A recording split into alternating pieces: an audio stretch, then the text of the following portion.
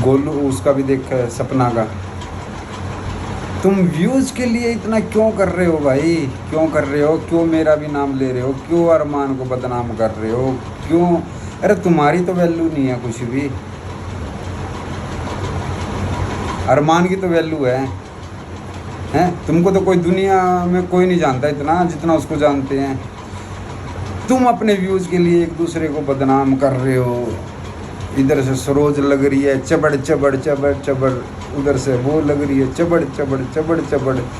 हैं? शर्म कर लो यार, कुछ तो शर्म कर लो। शर्म नाम की चीज़ है ही नहीं क्या तुम्हारे अंदर? Hey guys, welcome back to my channel live capture दिल प्रियंका। तो गाइस, अरमान के जो भाई हैं कालू, उनको मतलब कालू बोलते हैं, वैसे उनका जो नाम है वो कुलदीप है, ठीक है। उनका वीडियो आ गया है तो उन्होंने पहली बार मतलब अपनी वाइफ का वो है, तो उन्होंने पहली बार अपनी वाइफ का सपोर्ट नहीं किया है, और उन्होंने अपनी वाइफ के लिए भी बोला है, उन्होंने अपनी बहनों के लिए भी मतलब बोली है चीज़ें, ठीक है। तो उन्होंने सबसे पहले बोला कि आपको लड़ना है, मरना है, कुछ भी करना है वो आपस में करो, ठीक है। और वो चीज़ें ऑफ कैमरा चीज़ें सुलझाओ, ठीक है। सोशल मीडिया में आके आप जो है परिवार की धज्जियाँ मत उड़ाओ, ठीक है। चाहे उनकी वाइफ हो, चाहे उनकी बहनें हों, कोई भी हो, सोशल मीडिया पे जो है परिवार की धज्जियाँ मत उड़ाओ। और बीच में जो है संदीप का नाम लेके मतलब संदीप का जो नाम है वो बीच में मत घसीटो उसको, क्योंकि उसका कुछ लेना देना नहीं है और वो किसी के लिए कुछ भी नहीं बोलता है। मतलब संदीप अरमान, ठीक है।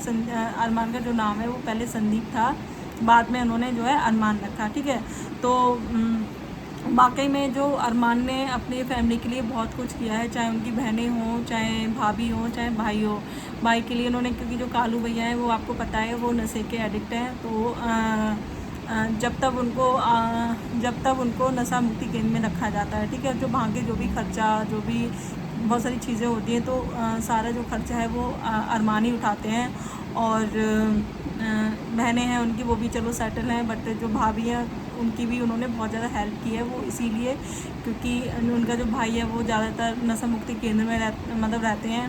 तो यही कारण है कि जो अपनी भाभी की जो हेल्प है वो हमेशा करते आए हैं, ठीक है। और वो कुछ भी नहीं बोलते हैं उनको, चाहे वो कुछ भी उल्टा सीधा बोलें, उनको गालियाँ दें, कुछ भी करें, लेकिन वो उनको कुछ भी नहीं बोलते हैं, क्योंकि वही है। तो आदमी सोचता है कि जो फ्रस्ट्रेशन है वो उनके पति की होती होगी, मतलब जो सरोज भाभी है वो फ्रस्ट्रेट इसलिए रहती होंगी क्योंकि जो उनके पति हैं वो घर नहीं रहते, वो ज़्यादातर नशा मुक्ति केंद्र में रहते हैं, तो आदमी इसलिए भी फ्रस्ट्रेट हो जाता है, ठीक है। तो इसीलिए वो सारी चीज़ों को इग्नोर करते हैं अरमान। लेकिन भैया ना कि वो इस चीज़ का गलत फ़ायदा उठाती हैं, और जिसने हमारे साथ अच्छा किया होता है, ठीक है, तो कम से कम उसको तो मत घसीटो इन चीज़ों में। तो सरोज भाभी ने पूरे जो चारों बहन भाई हैं उनके अगेंस्ट FIR करा दी है। उनका जो बेटा था गोलू, तो वो 2 दिन पहले गायब हो गया था, तो उसकी FIR जो है उन्होंने चारों बहन भाइयों के अगेंस्ट करा दी है, ठीक है। और कुछ रिकॉर्डिंग भी जो सामने आई थी, सबसे पहले जो रिकॉर्डिंग है वो सरोज भाभी ने डाली थी। उसमें उन्होंने अपनी तरफ की जो आवाज़ है वो उन्होंने कट कर दी थी, और जो पूरी आवाज़ थी वो जो उनकी ननद है सुनीता, अरमान की जो बहन है सुनीता की आवाज़ थी, उसमें उन्होंने अपनी आवाज़ जो है वो काट दी थी सारी। तो ऐसे आप मतलब भैया एडिट करके डालोगे तो उसमें तो एक ही तरफ की चीज़ें सुनाई दे रही है ना, तो वही है ना कि आपने एक तरफ की जो है ऑडियो सुना दी, बट आपने क्या बोला उसमें वो कुछ भी सुनाई नहीं दे रहा, ठीक है। वो आपने पूरा कट कर दिया, तो आप मतलब आपने कुछ बोला होगा, उसी का तो रिप्लाई उन्होंने कुछ दिया होगा ना, या इतना जो आदमी है हाइपर हुआ होगा। तो उन्होंने अपनी जो चीज़ें, अपनी जो गलती है वो उसमें कट कर दी, और उनको लगता है जो पब्लिक है वो पागल है, वो एक तरफ की जो चीज़ें सुन के वो रिएक्ट करेंगे। नहीं यार, कम से कम आपको इतना आप वीडियो इतना खेलती हो तो इतना तो मतलब प्योरिटी रखो अपनी पब्लिक के बीच में, कि सारी चीज़ें आप अगर उनकी सुनाइए तो आप अपनी भी सुनाओ कि आपने क्या बोला है, फिर उन्होंने क्या बोला है, फिर उसके बाद उनका पता नहीं सपना, जो अरमान की जो दूसरी बहन है सपना, उनका क्या है, उनके पास भी रिकॉर्डिंग है जो कि इनका जो बेटा है गोलू, उसने इतनी गंदी गंदी गालियाँ दी हैं कि बाकी में कान से खून निकल आया। और ऐसा मुझे नहीं लगता कि चाहे कितनी भी लड़ाइयाँ हों और कोई भतीजा अपनी बुआ के लिए इतने गंदे गंदे शब्द यूज़ करे और अपनी दादी के लिए, अपने मतलब पूरी फैमिली के लिए इतने गंदे गंदी गालियाँ यूज़ कर रहा था वो, कि शायद ही देता होगा। तो आपने उनके मन में इतना जहर घोल दिया है फैमिली के प्रति कि वो इस लेवल तक गिर गए हैं बच्चे, इस लेवल तक चले गए हैं। तो अभी सरोज भाभी को समझ में नहीं आ रहा है कि आगे चल के ये आपको ही दुखदाई होने वाला है, क्योंकि जो बच्चा अपनी बुआ या अपने चाचा या पापा के लिए नहीं चूक रहा है वो आपके लिए क्या ही चूकेगा। फिर वो आने वाले टाइम में आपको भी गाली देगा। ठीक है, ये कुछ चीज़ें ऐसी होती हैं कि वो सोशल मीडिया पे नहीं लाई जाती हैं, लाई जाती हैं तो थोड़ा कायदे में लेके लाई जाती हैं। ठीक है, और कुछ शब्द ऐसे होते हैं कि मतलब अगर आप वीडियो लेके आए हो सोशल मीडिया के सामने तो थोड़ा लिमिट में रह के बोलना होता है। बट नहीं, सरोज भाभी का मैंने देखा है, बाकी उनकी जितनी भी मैंने वीडियो देखी है सारी ऐसी वीडियो होती हैं कि वो बोलती हैं ना तो उनका अपने शब्दों पर कोई बस नहीं होता है, वो सबको लपेट लेती हैं और सबके लिए इतना गंदा गंदा बोलती हैं कि पूछो मत। और मैंने उनके चेहरे पर खुशी तो खैर बहुत ही कम देखी है, हमेशा वो पता नहीं उनका फेस ऐसा है या क्या है, बट वो मैंने हमेशा उनको ऐसे ही देखा है। तो यार इतनी गंद मत फैलाओ सोशल मीडिया का मतलब ये नहीं होता आजकल पब्लिक, और या तो इतना गंदगी मत फैलाओ सोशल मीडिया के सामने, और परिवार को इतना गंदा भी मत दिखाओ। चीज़ें हैं वो ऑफलाइन भी कुछ सॉल्व करने की कोशिश करो। बट इनका ये रहता है जैसे कि जो अरमान की बहन है सपना, तो उन्होंने बोला कि इनको जो सारी चीज़ें हैं वो वीडियो में ही बतानी है, कोई भी चीज़ इनको ऑफ कैमरा नहीं सॉल्व करनी है, सारी चीज़ें इनको वीडियो में बतानी है। इनको व्यूज़ लेने के लिए ये हर चीज़ जो है वो सोशल मीडिया पे डालती हैं, वहीं आके इनको बात करनी है, वहीं आके इनको जवाब देने हैं, सब कुछ इनको वहीं करने हैं। तो कालू भैया ने यही बोला है कि सरोज भाभी को कि परिवार की इतनी धज्जियाँ मत उड़ाओ। ठीक है, जो भी आपस में लड़ना है मरना है कुछ भी करो, मेरा नाम इस पर मत घसीटो। उन्होंने अपनी बहनों के लिए भी बोला है, उन्होंने अपनी वाइफ के लिए भी बोला है। और कालू भैया ने बोला है कि मैं जल्दी अपनी जो बेटी है उसको मैं लेके जाऊंगा, मैं उस माहौल में नहीं छोड़ सकता, क्योंकि जो सरोज भाभी हैं उन्होंने अपने बच्चों के मन में इतना जहर घोल दिया है कि बच्चे जो है वो पूरा हाथ से निकल गए हैं। और चलो लड़के तो अपने घर रहते हैं, बट लड़की को दूसरे घर जाना होता है, तो वो इस माहौल में रहेगी तो बाकी में बहुत बुरा असर पड़ेगा उसके ऊपर।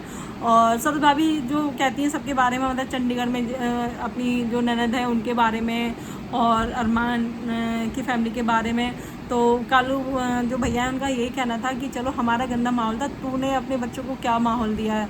और जो माहौल है ना वो केवल ज़रूरी नहीं है कि आप अच्छे माहौल में रह रहे हो, आस पड़ोस अच्छा है तभी आपको अच्छा मिले। सबसे पहले घर का माहौल अच्छा होना ज़रूरी होता है उसके लिए।